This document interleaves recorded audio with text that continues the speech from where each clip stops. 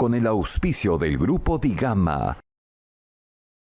Hola, bienvenidos a Rumbo Minero. Mi nombre es César Campos y junto a nuestro productor Miguel Zavala estaremos en la conducción del presente programa, que es una edición especial dado el marco de la reunión del Foro Económico Asia-Pacífico que ha tenido como sede Lima en esta última semana. ¿Cómo estás, Miguel? ¿Qué tal, César? Un gusto estar contigo.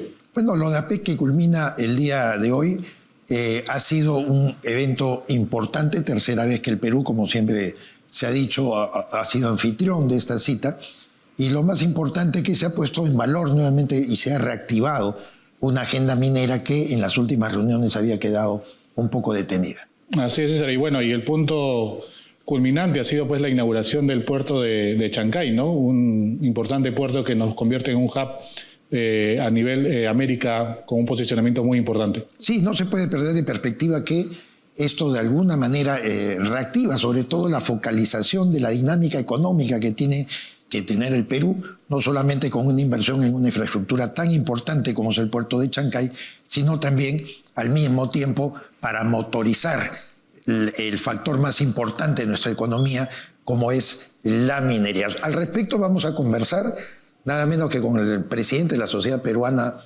o la Sociedad Nacional de Minería, Petróleo y Energía, el ingeniero Víctor Govis, que puede dejarnos APEC y cómo anda toda la situación de la inversión minera en nuestro país. Tenemos otro invitado también. Así es, César. También tendremos la presencia de Jorge Soto Yen. Él es catedrático de la Universidad Nacional Mayor de San Marcos y exdirector general de minería, que vamos a tratar el caso del fracaso del Reinfo. Así es. Como siempre, también estaremos en contacto conversando con José González, el editor de la sección internacional de nuestra revista Rumbo Minero, sobre aspectos que nos interesan a todos en general. Vamos con las principales noticias mineras de la semana a cargo de Gabriela Chicoma.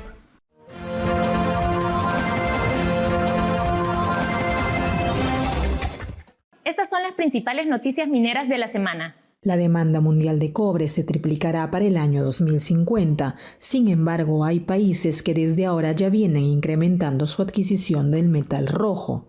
Precisamente 4 países que integran el Foro de Cooperación Asia-Pacífico concentran el 86% de las exportaciones de cobre del Perú.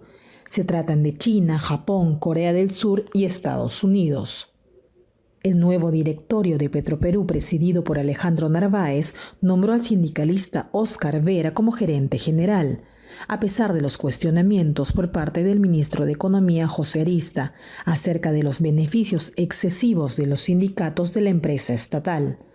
Esta decisión ha generado diversas opiniones, entre ellas las de Víctor Govis, presidente de la Sociedad Nacional de Minería, Petróleo y Energía, quien señaló que el reto que enfrenta Petroperú no es solo operativo, sino que tiene un componente financiero y comercial, por lo que requiere un perfil distinto al de Óscar Vera. Siempre muchas gracias a Gabriela Chicoma por las principales noticias mineras de la semana. Lo habíamos anunciado, ya se encuentra en nuestros estudios aquí en Rumbo Minero el ingeniero Víctor Govis, presidente de la Sociedad Nacional de Minería, Petróleo y Energía, con quien vamos a dialogar sobre el desenvolvimiento que ha tenido la cita del Foro de Cooperación Económica Asia-Pacífico, APEC, del cual somos el país anfitrión, pero también otros temas relacionados al sector.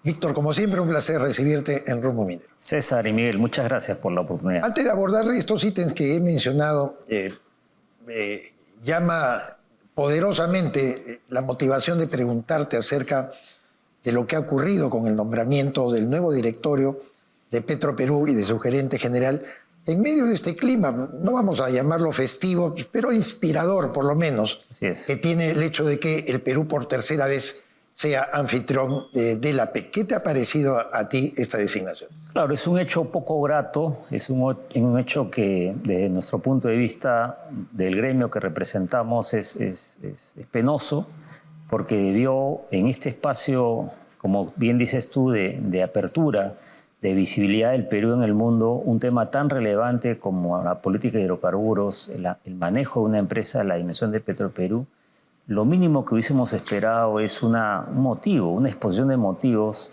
que motiva al gobierno a escoger a personas que del ámbito en lo personal no tengo ninguna duda de su calidad como personas, pero creemos que el desafío que enfrenta Petroperú, un desafío comercial, financiero y operativo, requiere otro perfil profesional.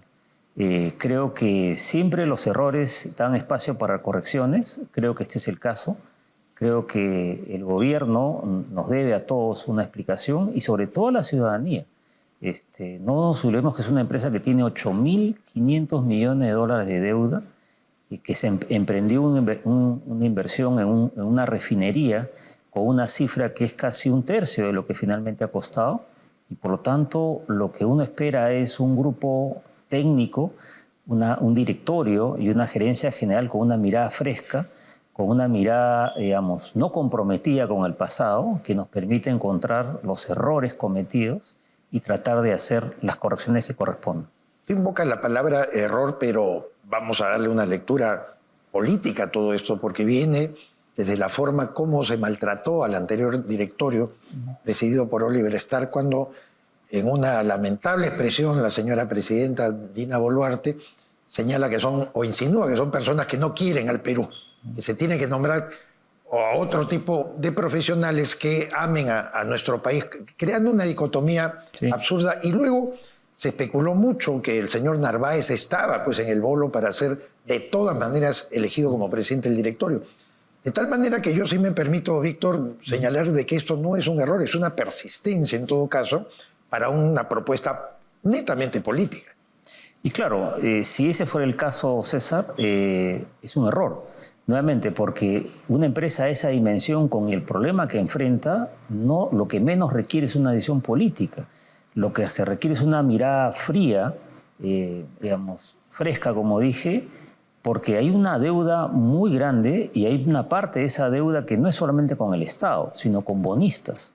Y nuevamente, el impacto en la caja fiscal, el impacto en la calificación de riesgo del país, se va a comprometer con una decisión que a todas luces, como tú dices, puede ser de orden político o realmente es un... Pero cual fuera el caso, el adjetivo que corresponda, es un error. Y es un error que siempre es posible rectificarlo y eso esperamos. Ya con el nombramiento de Alejandro Narváez y también como gerente general a Óscar Vera Gargurevich, obviamente hay una tendencia estatista ¿no? dentro de Petroperú, también impulsada también por el sindicato de trabajadores que vemos que también tiene mucho poder en las tomas de decisiones y que eran afines a que Narváez fuera elegido como presidente. Otra de las cosas era también el tema de los despidos, el que no quieran salir del edificio principal de Petroperú y no mudarse a Talara. Ya con todos estos hechos, Víctor, ¿cómo ves el panorama de Petroperú para el otro año? Mira, lo mínimo que deberían presentar esta nueva administración es un plan.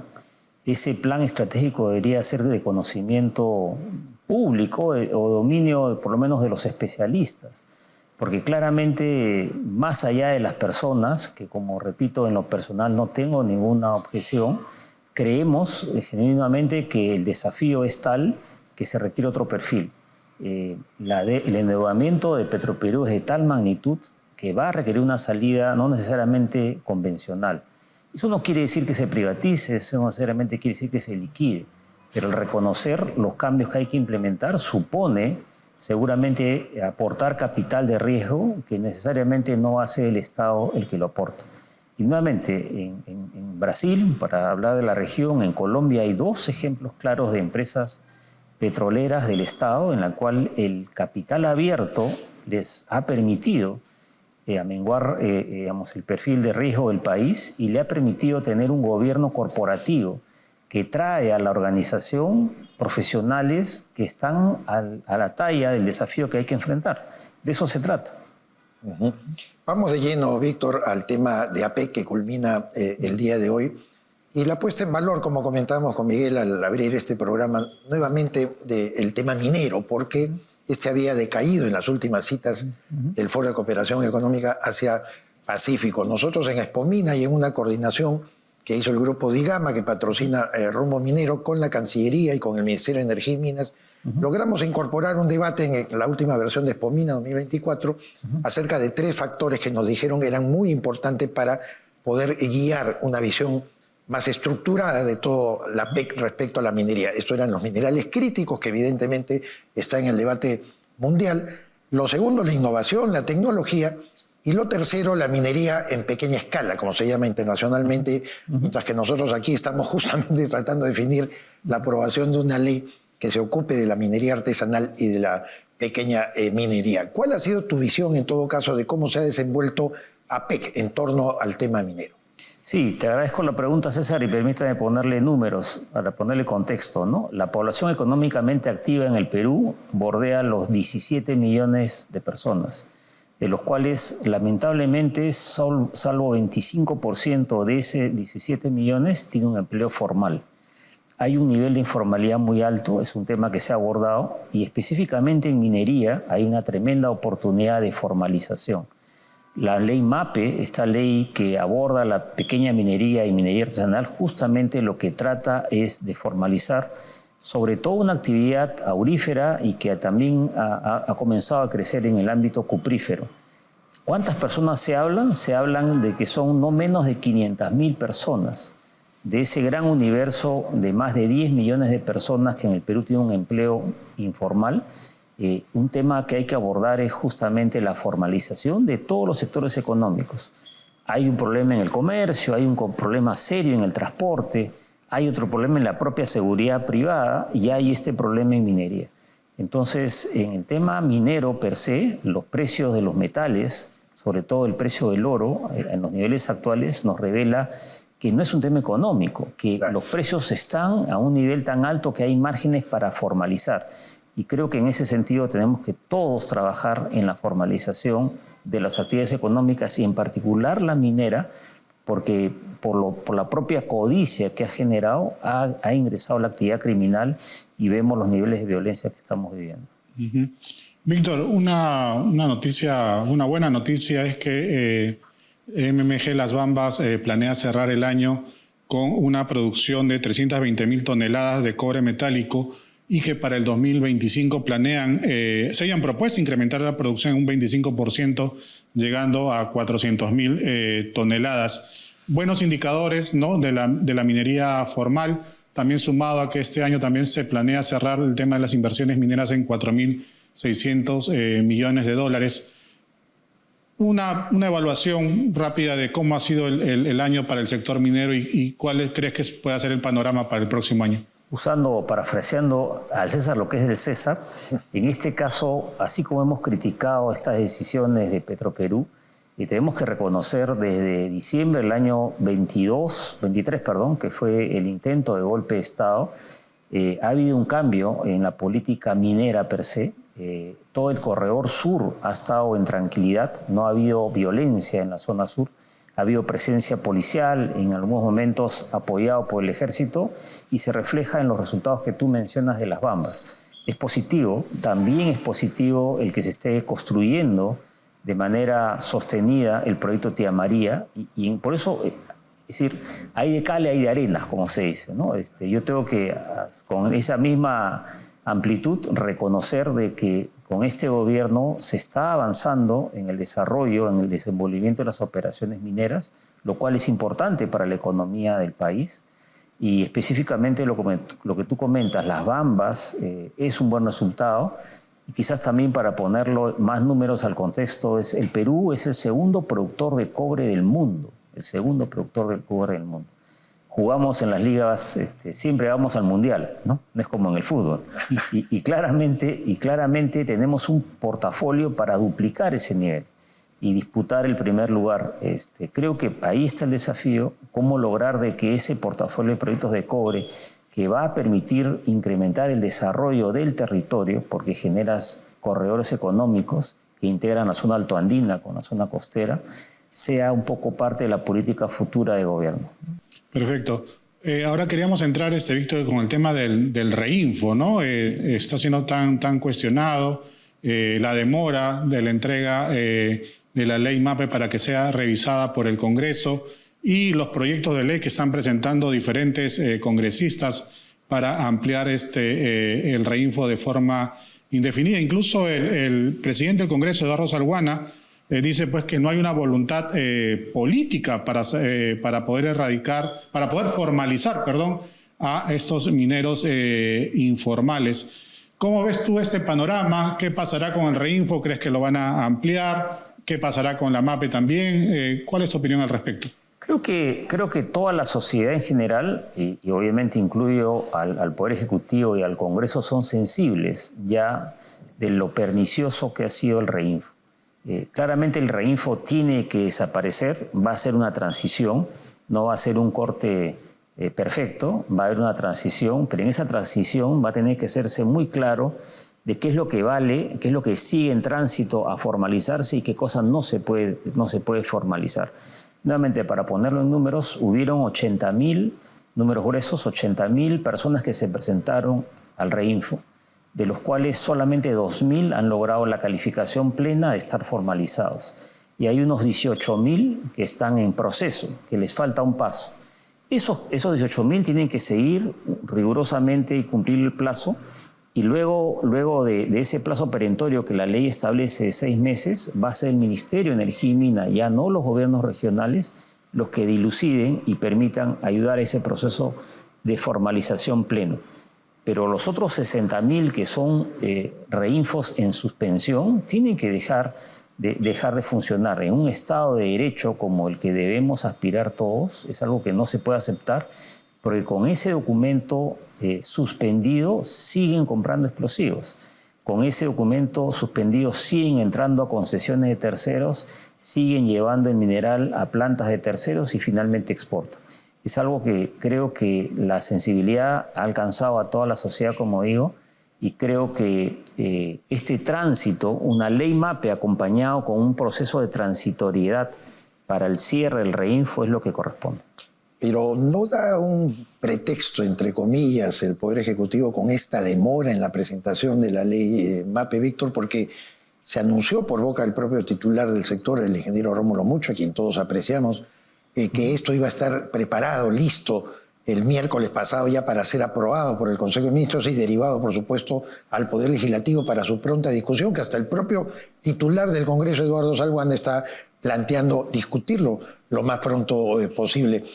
Yo creo que de repente puede haber esta consideración siempre subalterna, decir, como no presentan MAPE o se han demorado, entonces vamos a aprobar esa propuesta, perniciosa por supuesto, de decir que no le ponen ya ni siquiera límite, ¿no es cierto?, a la extensión del Reinfo. ¿Cómo ves ese escenario? Claro, eso que tú planteas sería inaceptable porque sería dejar al país con una criminalidad en creyendo, ¿no? Lo cierto, buscando la causa raíz de esto que me preguntas, creo que es la debilidad que no podemos negarla del gobierno. Es un gobierno que nace a consecuencia de un intento de golpe de Estado y al día de hoy con un Congreso que tiene más de 10 o 13 grupos parlamentarios distintos, pero que ninguno de ellos representa al gobierno. Entonces, es un gobierno sin base parlamentaria y por lo tanto está, entendería yo, en ese proceso de convencimiento para que lograr de que esta ley, que van a presentarla, entiendo, en esta semana que viene, exactamente post-APEC, sea una ley que sea bien recibida y finalmente aprobada. También en la causa raíz está el financiamiento de los partidos políticos, ¿no? Ajá. Es decir, un tema importante es que el financiamiento político sea también permitido para las empresas formales. Es tal el sistema que todo indica que las economías informales, las economías ilegales, tienen más acceso que las empresas formales a tener influencia en el Parlamento. Víctor, como siempre, un placer tenerte en el programa. A ustedes. Y estaremos en una próxima oportunidad. El ingeniero Víctor Govis, presidente de la Sociedad Nacional de Minería, Petróleo y Energía, estuvo aquí en Rumbo Minero. Una pausa y continuamos.